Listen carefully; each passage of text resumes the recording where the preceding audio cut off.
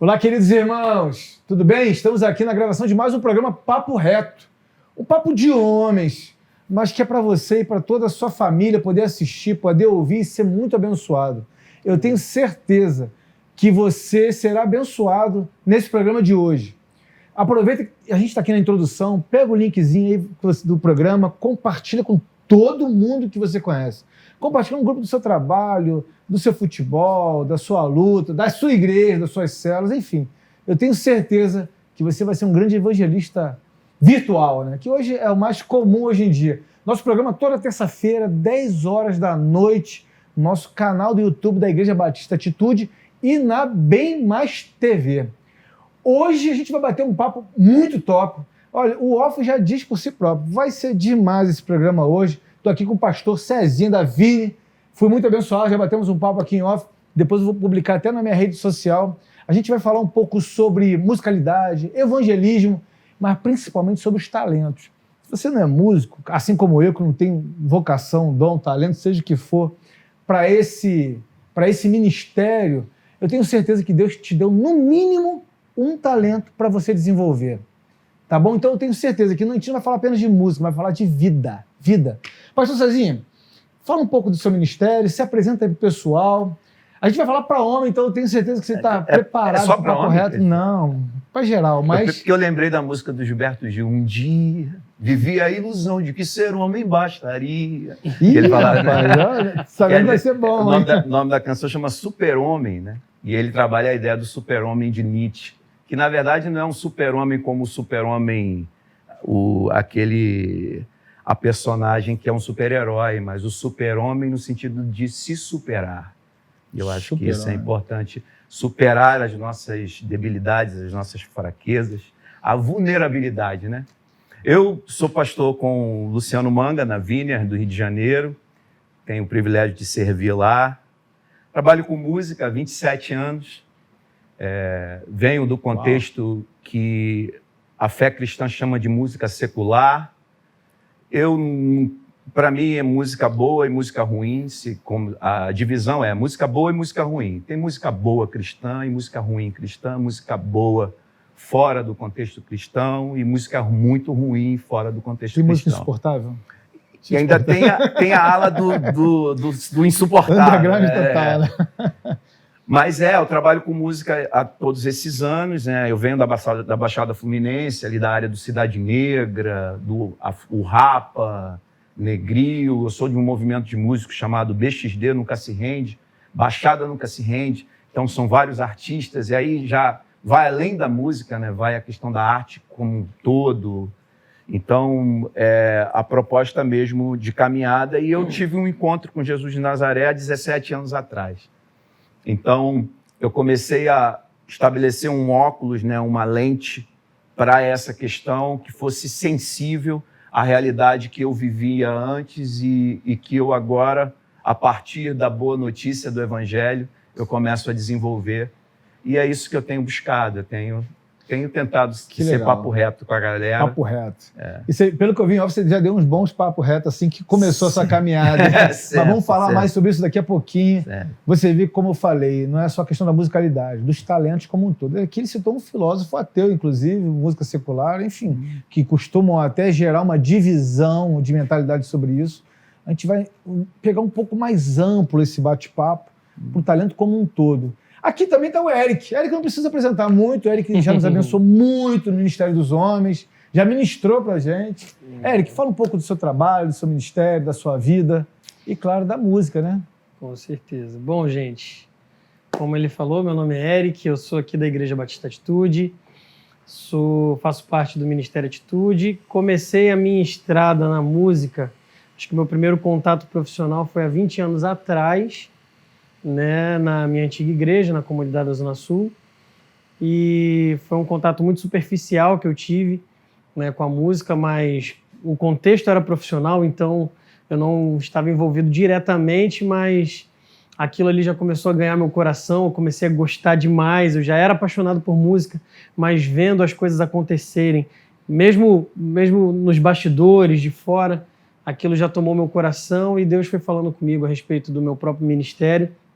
Então eu já estou há mais ou menos 20 anos também em contato com a música, né? Sou professor de canto aqui também da Escola de Música Atitude, né? Há mais ou menos uns 6 anos. Faço parte do Ministério Atitude, como falei, e daqui a pouquinho eu estou lançando aí meus próprios trabalhos também, que já estão pertinho de lançar. Que benção, hein? Bom, eu sou Rafael Soares, não sei tocar absolutamente nada, minha musicalidade não é das melhores, mas eu sou muito abençoado por eles e admiro muito, principalmente quando a gente aplica isso para que o Senhor seja exaltado. Acredito verdadeiramente, claro, no começo da minha trajetória como cristão, como eu falei aqui em off, eu tentei tocar um instrumento, mas eu senti que não era a minha vocação, não insisti nisso. E aí já fica o primeiro recado, primeiro papo reto aqui para todos vocês. Irmão, muitas pessoas hoje nesse mundo de coach para lá, que você tem que achar o seu propósito, a gente pensa que está num monte de caixinha, tem que procurar no meio do matagal, cadê o tal do propósito? O seu propósito está onde você tem seu talento, que você possa desenvolvê-lo. Eu tenho convicção nisso, tenho certeza absoluta disso. Você tem, no mínimo, um talento, que você pode usá-lo e desenvolvê-lo, e, claro, para ser para a glória de Deus. Tudo isso que a gente aprende, que a gente tem, quando nascemos com isso, com certeza vai ser para você ser abençoado e para você abençoar outras famílias. Amém. Cezinha, começa falando um pouco agora da sua experiência com Jesus, que você teve, que foi uma experiência profunda. Não, você falou uma coisa que eu acho que eu queria corroborar com a sua fala Então, com relação ao talento. O que eu percebo quando mergulho nas Escrituras, e eu percebo que Deus, ele não tira talento. O que vai ser determinante é o que eu faço com o talento. Você imagina eu cantando ali, daqui a pouco eu pensei, porque Jesus tirou a categoria de pecado da objetividade do ato para a subjetividade do pensamento, né? Quando ele diz que se tu pensou, a casa já caiu.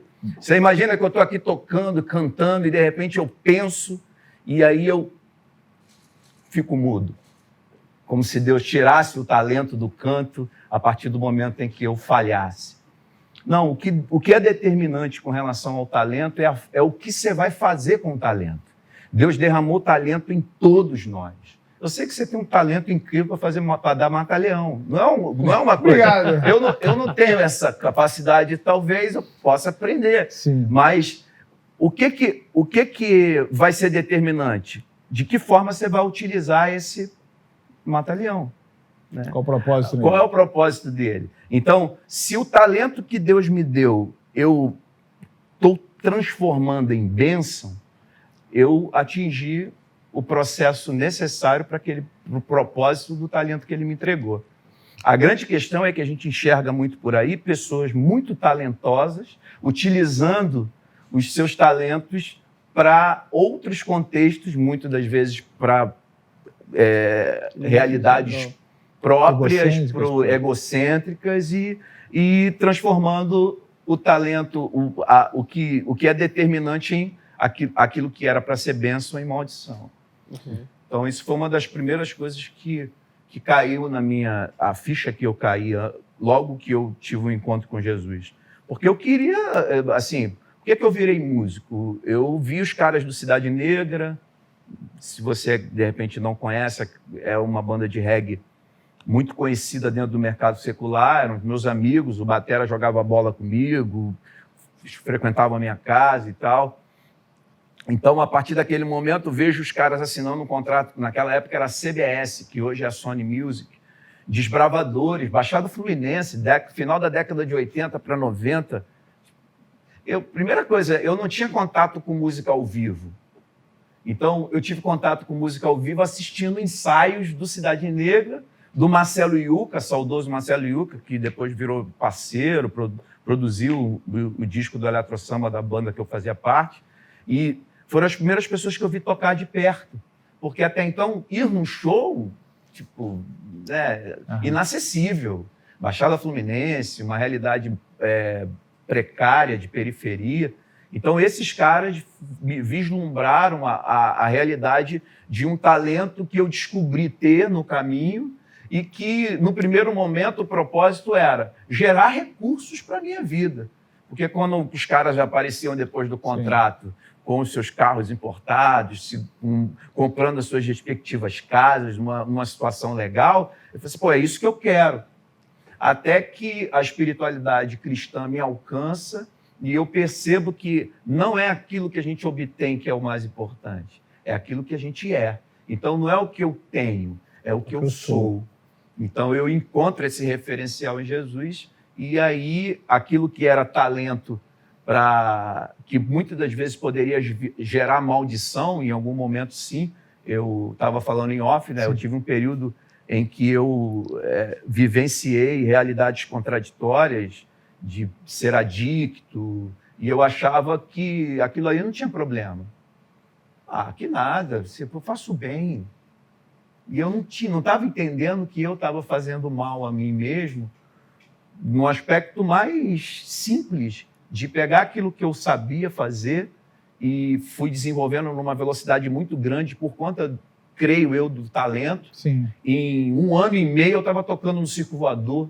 Que isso? Abrindo o show do Tim Maia, na época, tocando com meu parceiro, com o Sérgio Miriti. Então, assim, realidades numa velocidade muito grande que apontavam uma aptidão de um diferencial. Então, assim, o que eu estava fazendo com aquele talento? Naquele momento, eu estava querendo o meu bel prazer. Só que aí chega um momento em que, há 17 anos atrás, eu tenho um encontro com Jesus e o ter deixa de ser meu objeto da minha realidade de busca e passa a ser. Eu aprendi, comecei a entender que o único ser humano que habitou nessa dimensão completo, porque nós somos criaturas. Nós estamos aprendendo a ser humano com Jesus. O único ser humano completo foi Jesus de Nazaré. E eu falei, caramba, agora eu tenho com quem parecer. Eu queria parecer Tinha uma referência. Eu queria parecer com o Bino, baixista do Cidade. Eu queria parecer com o Tony Garrido, com o Raz Bernardo. Eu queria parecer com os escritores. Queria parecer com os compositores. Queria parecer com meu pai, seu Arino, serralheiro metalúrgico. Você viu, meu irmão, que isso é fantástico. Todos eles morriam, Rafa. Todos eles morreram. Alguns já morreram, outros vão morrer. E morrer conota a nossa falibilidade. A gente vacila porque morre porque vacila. Quando eu encontrei em Jesus de Nazaré o objeto da minha procura, ele se tornou o meu referencial de existência porque ele não morre. Ele ressuscitou dentre os mortos. Isso aí mudou minha história. Meu irmão, que isso, que profundidade. Eu vou dar uma pausa aqui, que também vamos escutar o Eric, mas deixa eu te falar uma coisa, irmão. O que a gente vê hoje no mundo pós-moderno, no mundo atual, no momento atual, primeiro são pessoas com formação de personalidade deturpada, depravada, errada, por falta de referência paterna, falta de referência até materna. Hoje tem a genitora, porque só gera mesmo, ser mãe que é bom, não acontece. E as pessoas ficam procurando ser aceitas. A gente já estava falando de um outro plano, que é você ter um referencial daquilo que você tem de talento e querer alcançar, chegar perto daquilo. Você vê que muitas das pessoas pensam, inclusive quando eu não era cristão, eu pensava assim, que a pessoa virava crente por falta de opção. Não é bem assim. Muitas das pessoas, inclusive da nossa própria igreja, eles se entregam a Jesus porque não tem outra opção. É Jesus ou não adianta. Não tem referencial positivo que te foca para aquilo que é eterno. Você está entendendo o que eu quero dizer? Talvez esteja sendo complexo. É que as pessoas às vezes buscam referencial em outro. Eu já estou faltando um pouquinho, porque tem pessoas que procuram pelo menos ser aceito. Hoje a juventude só quer ser aceito, pede migalhas de um pouquinho de atenção. Aí, uma vez que já tem atenção, você busca referência em alguém para que você queira ser. E eu não vejo grande problema nisso. Tem pessoas que são grandes homens de negócio, você que fala assim, poxa, eu quero ser como ele. Grandes homens de Deus, grandes ministros, assim, poxa, eu quero ser também semelhante, parecido àquele. Agora, quando você conhece Jesus, você quer ser semelhante ao seu irmão mais velho, como costumam falar nos cursos do Homem ao Máximo, né? Ombrear. Esse é o Big Brother. Esse é o cara. Aí você fala assim, cara, não preciso olhar para os outros. Eu já tenho um alvo a seguir. E esse é o nosso alvo. Eu que compus legal uma isso. canção agora que chama... Tem um trecho que eu falo assim, ser quem nasci para ser. Ser quem nasci para ser. Eu acho que quando você aceita quem você é, tudo cai por terra. Deixa eu escutar aqui do Eric. Eric eu já conheço um pouquinho. Nós viemos... Eu também sou da Baixada, né? Sou de Nova Iguaçu, vizinho de Belfor Roxo, coladinho, Dutra ali, 5 minutinhos, né? E eu também não nasci num lar cristão, mas o Eric já nasceu assim, um pouquinho, porque já caminhou com a gente e sempre quando está disponível, está lá no Ministério dos Homens. Agora, aí já muda um pouquinho a questão. Você tem um talento, que a sua musicalidade é incrível, é admirável, mas tem muita gente que tem isso e fala assim, bom, isso aqui vai ser meu hobby. E tem homens de negócios que são assim, eu sou músico, mas ali, nas minhas horas vagas, digamos assim, eu vou desenvolver outras aptidões, outros talentos, outras atividades. Quando você sentiu de Deus que é o seguinte, é isso, é esse talento que eu vou levar como referencial de ministério, de estilo de vida, de profissão, por que não? Sim. Tudo isso aí, como você dá aula de música. Bom, isso faz... Engraçado você perguntar isso. A primeira experiência que eu tive com Deus, quando eu me converti de fato, foi com 9 anos de idade. Eu estava na igreja e nasci em lar evangélico. Meus pais sempre me levaram para a igreja, mas a gente sempre tem um momento de que a gente tem o nosso próprio encontro. Vira chave, né? E eu lembro que eu estava na igreja, eu lembro que eu estava sentado na última cadeira da igreja e no momento de louvor, e o louvor estava tocando, a luz apagava, né, para deixar o reto projetor, né, colocando as letras. E eu lembro que ficou um momento de ministração, algumas pessoas chorando. E eu lembro que naquele momento eu ficava olhando assim para as pessoas chorando e não entendia. Eu falei, por que as pessoas estão chorando? E às vezes eu ficava tentando bocejar assim para dizer que eu estava chorando também, mas eu não sabia o que estava acontecendo de verdade. E eu lembro que a ministra falava assim, Deus está falando, e falava alguma coisa. E assim diz o Senhor. E eu ficava assim, será que sou eu que não estou ouvindo aqui? Todo mundo chorando e eu não estou ouvindo nada. E eu bocejando para tentar dizer que eu estava chorando também. E eu lembro que eu fiz uma oração sincera para o Senhor naquela noite. Eu fechei os meus olhos e falei, Deus, eu quero te ouvir, eu quero entender por que está todo mundo chorando. Eu quero entender isso. E quando eu acabei de fazer essa oração, a ministra puxou um louvor, que foi o louvor da minha conversão, né? Que eu abri os braços e eu cantei com todo o meu coração, que é grande é o Senhor e muito digno de louvor. Eu cantei aquele louvor com os braços abertos e eu lembro que naquele momento foi a primeira experiência que eu tive com Deus, mas foi quando eu ouvi e só ouvi naquele momento a voz de Deus assim audível, que eu lembro que eu me retraí, eu fiquei nervoso, porque aquela voz eu nunca mais ouvi assim, audível do jeito que eu ouvi. E eu lembro que eu fiquei quente, eu comecei a tremer e eu fiquei com medo de abrir o olho e eu comecei a chorar, mas muito. Porque aquela voz que tinha me assustado, ao mesmo tempo tinha me dado paz. E eu entendi que era a voz do Senhor e através daquele louvor, Deus me direcionou diretamente para o louvor, porque eu não tinha, assim, eu cantava em musical infantil, mas eu não tinha, de fato, despertado um talento para isso. A partir dessa experiência que eu tive com Deus, eu percebi que eu, mesmo novo, com 9 anos, eu já não seguia mais sozinho. Eu percebi que Deus tirou a caneta da minha mão e Ele falou assim, deixa eu escrever para você e você vai me acompanhando. E a partir dali, algumas coisas da minha vida foram mudando, foram tomando rumo. Eu sentei numa bateria, só de olhar um cara tocando. Aí falamos em off da bateria. E eu comecei a tocar. O primeiro instrumento que eu toquei dentro da igreja foi bateria. E depois que a gente se mudou, eu morava em São Gonçalo, a gente se mudou para o Flamengo, né? Uma baita de uma mudança, eu não conhecia ninguém.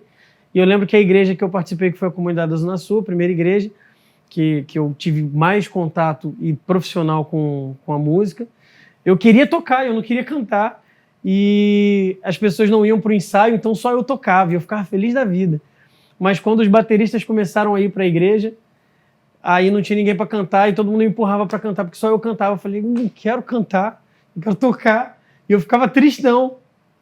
Mas o meu ministério começou a surgir ali, porque eu comecei a cantar, comecei a criar mais gosto. Minha família inteira é musical, mas ninguém se inclinou profissionalmente e de forma ministerialmente para isso. Mas ali começou, tanto que quando eu entrei na Comunidade da Zona Sul, eles estavam gravando o CD Marca de Cristo, depois eles gravaram Restituição e eu participei dos bastidores, vendo, o coral ia gravar, eu ia gravar junto. Aí o pessoal, não, mas faz isso aqui, aí mixava, que naquela época era diferente, era ainda CD, né? O pessoal imprimia o CD, distribuía. Então eu ficava vendo como é que o povo fazia. E aquilo ali começou a ganhar meu coração, mas dentro de casa eu ouvia assim, você tem que trabalhar, você tem que casar, tem que formar a tua família, e música não dá dinheiro. Exatamente. E música não dá dinheiro. Só que para mim, no momento em que eu encontrei Jesus, foi tão forte uma inclinação que Deus me deu para a música que isso nunca saiu do meu coração. Então quando meus pais falavam para mim, você tem que trabalhar, e eu ficava assim, mas eu sinto que Deus tem algo para mim na música. E eu cheguei aos meus 18 anos e fiz faculdade de fisioterapia, me formei, fiz pós-graduação, comecei a trabalhar, mas Deus falou uma coisa muito forte comigo, porque um músico, um guitarrista excelente, conversou comigo uma vez e falou assim, meu chamado não é esse, meu chamado é outro. E eu fiquei olhando para ele e falei, cara, o cara é sensacional, como é que ele diz que o chamado dele não é esse? E eu saí daquela conversa com a crise, falando assim, será que esse também não é o meu? Será que ele conversou comigo só para dizer que eu não tenho esse chamado para música? E aí eu comecei a buscar na Bíblia, falei assim, cara, não é possível, eu tenho que entender o chamado dos homens de Deus para entender o meu. Eu peguei a Bíblia, comecei a entender, José foi chamado para quê? Ele fez um monte de coisa, interpretou sonhos, não sei o quê, mas ele foi chamado para ser governador do Egito, porque através do chamado dele, Deus fez um monte de coisa. Moisés abriu o Mar Vermelho, escreveu os 10 mandamentos, mas qual foi o chamado de Deus? Eu entendi que Deus fez Moisés para libertar o povo de Israel. Então fui tentando entender todos os chamados e eu cheguei no Novo Testamento e eu vi que Deus falava muito de aptidão, de talento, e Deus me respondeu 3 perguntas. Que ele me perguntou, o que você é bom? Não que eu sou melhor do que os outros, mas quando eu faço alguma coisa, o que eu faço de melhor? Eu entendi que a música estava relacionada. E o segundo que me pegou, que aí deu certeza que eu fui chamado para a música. Que Deus me perguntou, me respondeu, na verdade. A pergunta era, o que não sai da sua cabeça? O que entra ano, sai ano, você sempre lembra. E aí eu fui para Jeremias, porque o chamado de Deus para a vida de Jeremias era diferente do que ele tinha sido inclinado no nascimento dele. Jeremias era filho de sacerdote e ele cresceria como sacerdote. Mas o chamado de Deus para a vida dele foi ser profeta.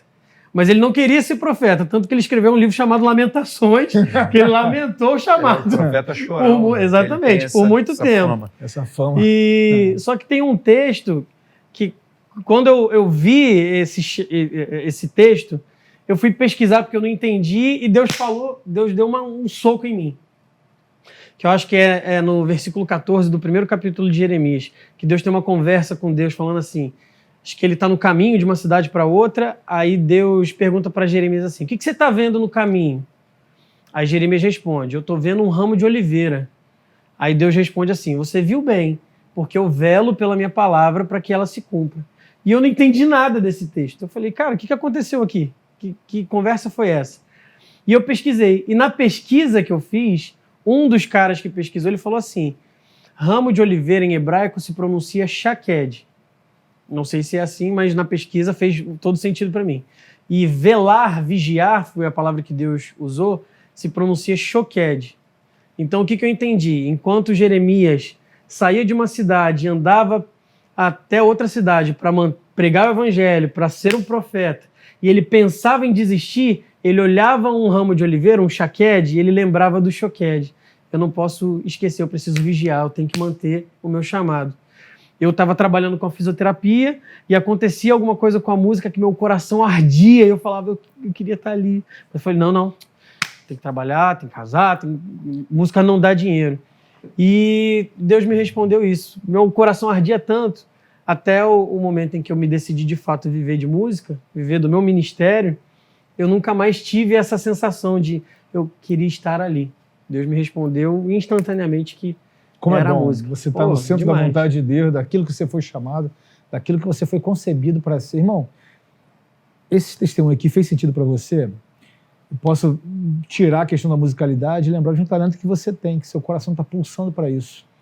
E você pode ter certeza que você vai ser um instrumento de Deus para aquilo que sua cabeça está pensando. A gente tem algo que está ainda inacabado?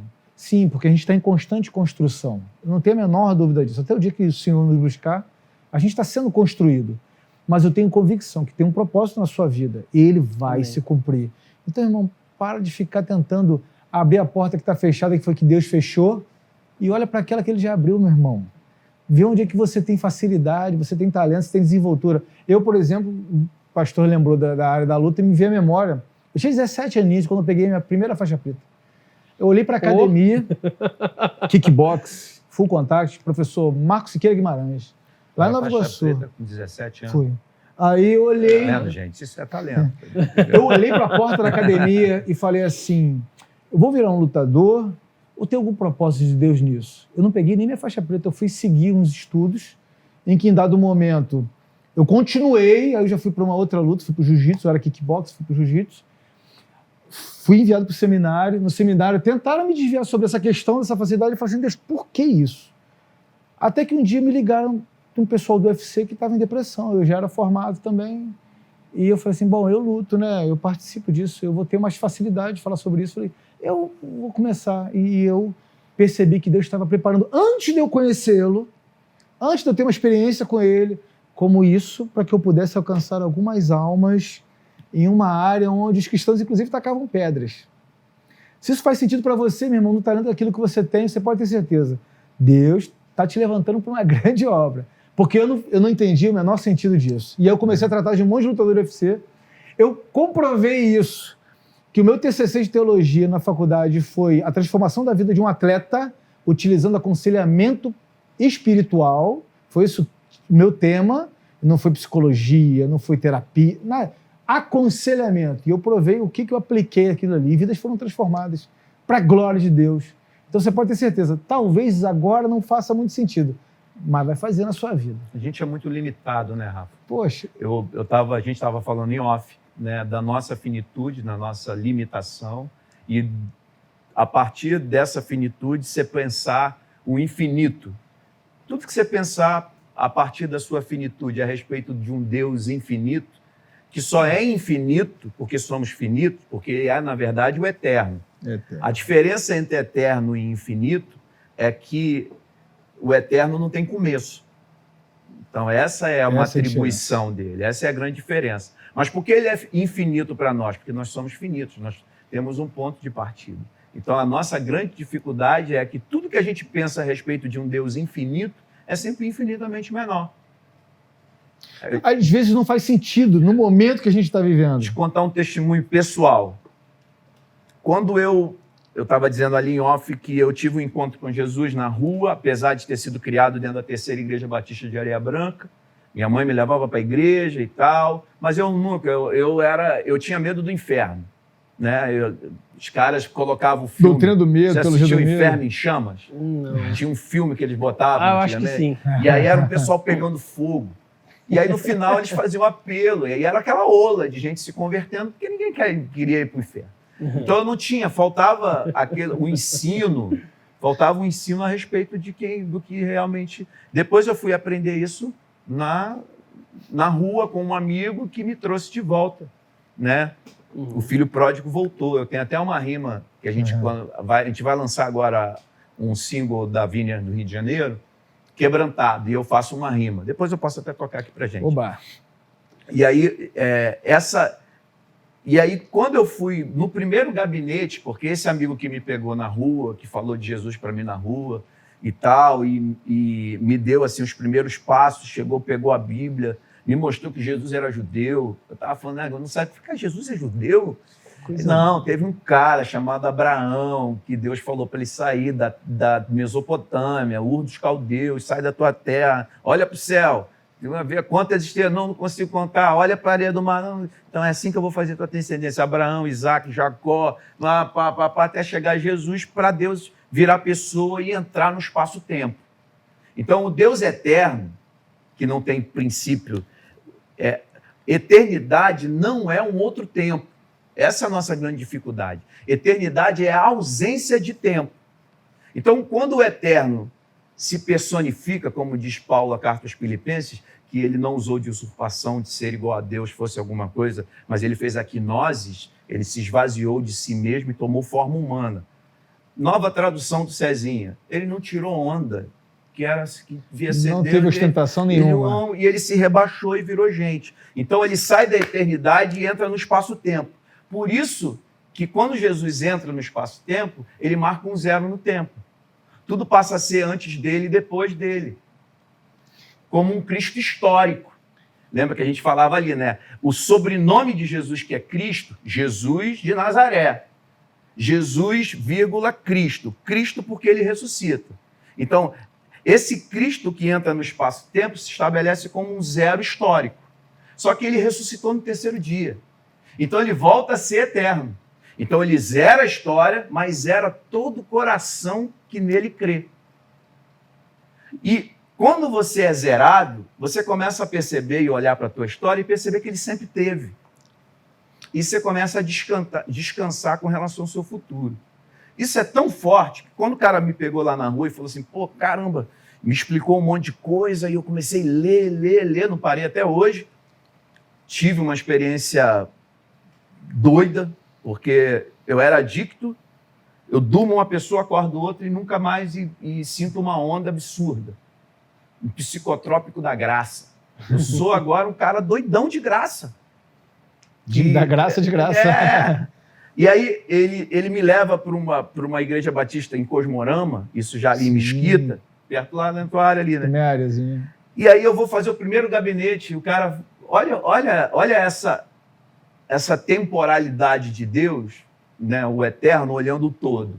O cara abre a gaveta, há 17 anos atrás, abre a gaveta, tira um CD da Vineyard e fala assim, aqui o nosso louvor, você trabalha com música, né? Aqui o nosso louvor são esses caras aqui. Aí eu, legal, vou ouvir esses caras. Quem ia pensar que 17 anos depois eu ia ser hoje pastor na Vineyard? É porque esse Deus olha o todo. Então, assim, eu acho que a sua fala, para você que de repente ainda está confuso com relação aos caminhos que você precisa adotar, seja íntegro e obedeça, porque o contrário de amor não é ódio, o contrário de amor é desobediência. O amor de Deus se revela no teu poder de escolher quem você nasceu para ser. Quem você nasceu para ser é o Big Brother, é o grande irmão, é Jesus. Então, quando eu olho para Jesus, eu encontro, sendo íntegro, segundo Jesus, todas as outras coisas vos serão acrescentadas. Isso é incrível. Bom, eu já ia pedir para ele a aplicação, mas ele já deu já. Meu irmão, relaxa um pouco. Vamos falar no português mais claro, entendeu bem? Relaxa um pouco, eu tenho certeza que Deus já está ministrando o seu coração. Eric, fala para a gente qual recomendação que você possa dar. Pô, no final das contas, ele deu um papo reto para a gente aqui, para que os irmãos que estão nos assistindo, a família que está nos assistindo, possam ter essa simplicidade, como você falou aqui para a gente, do desenvolvimento do seu talento. Você se aprofundou para ter suas respostas, mas porque foi no momento de transição. Quando a gente está no momento de transição, de tomada de decisão, e Deus atua também nessa área, como a gente pode fazer para que a gente possa decidir dessa forma? Igual eu também, quando eu falei, que eu olhei para a cara e falei assim, cara, isso não faz sentido, eu não fiz isso para virar um lutador profissional e tudo mais, enfim, não era como uma meta minha, mas eu sentia no meu íntimo que eu tinha um propósito nisso a cumprir. Uhum. Que recomendação que você dá, que aplicação você dá para quem está nos assistindo, para que a gente possa desenvolver o talento, seja na musicalidade, seja em qualquer outra área? Bom, eu lembro que eu com 13 anos de idade, quando eu comecei a ter esse contato mais intenso com a música, eu curti, era um sonho que eu queria realizar, mas eu encontrei muitas dificuldades no ambiente e depois eu mudei de ambiente e a dificuldade foi diferente. No primeiro ambiente eu senti que eu precisava me limitar um pouco para conseguir fazer o que todo mundo fazia. Eu queria mais, só que o pessoal falava, não, faz o básico. E nesse ambiente, quando eu tinha que ser moldado para fazer alguma coisa, eu subia no altar e eu não conseguia fazer aquilo que eu estava preparado para fazer. Então eu tinha uma experiência ruim. E aí eu descia do altar e falava assim, eu não quero subir lá nunca mais. Eu não estou me encontrando. Era o que eu amava, é um sonho, mas eu falava assim, a experiência que eu estou tendo é muito ruim, eu não quero mais isso. Quando me chamavam para ministrar, eu falava, meu Deus do céu, eu não quero mais ministrar. Porque eu já tinha na minha mente as más experiências que eu tive.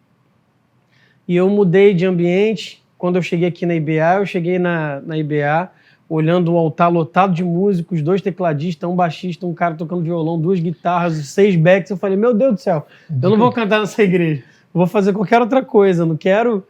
Ali já tem muita gente. E é uma das coisas que a gente faz de errado.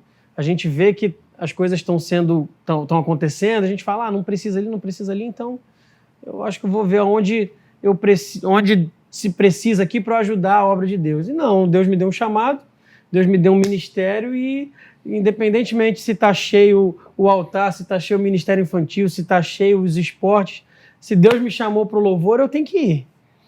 E quando eu entrei para a IBA, eu fiquei quieto, não falei para ninguém que eu cantava, não queria saber de me relacionar com a música dentro da igreja. E eu lembro que eu fui para o Vida Vitoriosa, um retiro que a gente tem aqui na nossa igreja, que eu nunca tinha participado de um retiro nesse formato, e Deus me virou do avesso e falou claramente para mim que eu precisava voltar a servir dentro da igreja. Só que isso para mim foi muito, muito dolorido, porque eu não queria assim, eu tô aqui, tô bem, não queria, e Deus falou, volta, e eu falei, E eu me coloquei à disposição e comecei a servir. Na hora que eu comecei a servir, eu sou muito intenso, me jogo muito para o ministério, e em pouco tempo a gente não tinha CD, não tinha nada, a gente nem acho que tinha uma pretensão de gravar alguma coisa, mas era só um sonho. Quando eu entrei, algumas músicas estavam se formando, a gente intensificou esse trabalho, e aí surgiu o nosso primeiro CD, o Nada Temerei, que eu trabalhei também intensamente, foi um contato profissional que eu tive bem intenso. E após isso, o pastor Felipe me chamou, que é o nosso líder, e falou assim, Eric, eu preciso da sua ajuda, o ministério está crescendo, não consigo dar conta de tudo sozinho, então hoje você vai cuidar de todos os vocais do ministério. E eu tinha acabado de chegar. E eu lembrei do que eu falava para Deus, Deus, eu não sei se eu queria voltar, mas ele falou isso para mim, eu botei a mão no peito, conta comigo. Ele virou as costas, minha mão saiu do peito, veio para a testa, eu falei, eu? E eu perguntei para Deus, o que você quer de mim? Porque a orientação que eu vou dar para você que tem dúvida, eu vou falar o que Deus confirmou no meu coração naquele momento. O que você quer de mim? E Deus me levou para a parábola dos talentos. E a gente conhece bem, um senhor, 3 servos, o senhor dá os talentos, vai embora, volta, pede os talentos de volta, o que tinha recebido 5, devolve 10, e o senhor fala, servo bom e fiel, o que tinha 2, devolve 4, servo bom e fiel, o que tinha 1, Deus fala, servo mau, e não devolveu mais, né? Devolveu a mesma coisa, que chama servo mau e negligente, e termina com uma frase, esse texto. A frase é, em verdade vos digo que aquilo que não tem, até o que tem lhe será tirado. E eu parei nessa frase, aquilo que não tem, até o que tem lhe será tirado. Não entendi, Deus, o que eu não tenho? E Deus me respondeu isso de uma forma muito particular. Ele falou que o talento não era meu, era dele. Diferente de dom, que a Bíblia diz que Deus dá e é irrevogável, não tira mais. Mas o talento, eu entendi que Deus me dá, e como você falou, a forma que eu vou aplicar, se eu não aplicar, eu de repente posso não tê-lo mais. Porque Deus diz, continuando no texto, que o servo que devolveu a mesma coisa, ele tira o talento e dá porque tem mais. Então, da minha aplicação, eu entendi que eu tinha que dar o melhor, porque Deus me deu esse talento, confiou a mim um talento. E quando ele falou isso para mim, eu entendi claramente sobre o meu talento musical e me falou numa hora muito importante, porque eu na minha cabeça, pensei que eu não precisava mais estudar. Não no sentido de que eu tivesse alcançado o auge que ninguém ia atingir. Mas sabe quando você olha para alguém muito melhor do que você, até na luta, você fala assim, pô, aquele cara ali, eu nunca vou chegar no nível dele. Acho que o que eu já faço aqui tá bom. Eu olhava pessoas cantando e falava assim, pô, eu acho que meu corpo não atinge aquilo. Eu tô no meu limite. E Deus falou para mim que eu precisava me dedicar mais. E a segunda coisa, que é até o que tem lhe será tirado, eu entendi que se eu não me dedicasse, eu perderia o meu ministério. E aquilo que ardia no meu coração era a música. Então, se eu não me dedicasse, eu poderia deixar de cantar né, ao longo do tempo e perderia um ministério que Deus colocou para o meu coração. Então, o conselho que eu quero dar para você é que Deus tem algo específico para você e isso já arde no seu coração. Não lute contra isso, porque quando a gente aceita de fato o chamado, aquilo que Deus de fato colocou para nós, a gente de fato vive a plenitude, vive no centro da vontade de Deus. Pode ser difícil, você pode ter tido mais experiências ao longo da sua vida, até com aquilo que você acha que você foi chamado para fazer, mas eu quero te dizer que Deus tem algo tremendo, poderoso para fazer e você sabe que isso arde no seu coração e você foi chamado para fazer. Não hesite. Obrigado, meu irmão. Eu fui muito abençoado em te ouvir aqui e Deus foi me trazendo à memória muitas coisas legais, né? Quando, por exemplo, pessoas que eu admiro muito na área da luta, eu comecei a viajar pelo mundo por conta do UFC e eu levava meu kimonozinho lá, né? Na mala lá. Mas eu lutei com tanta gente top demais. Eu falei assim, gente, aquilo que eu olhava assim, inatingível, eu tô aqui enfim, Deus realmente... Isso é muito legal. Isso é muito legal. É engraçado, você falou isso. Imagina isso, cara. Esse nível que eu falei para Deus quando eu olhava para alguém e falava, não vou atingir, quando Deus falou comigo, eu voltei a estudar e eu consegui atingir coisas muito maiores que eu não esperava. Foi o que você falou aí. Bom, gente, infelizmente nosso tempo acabou. Eu quero deixar um recado final para vocês aqui.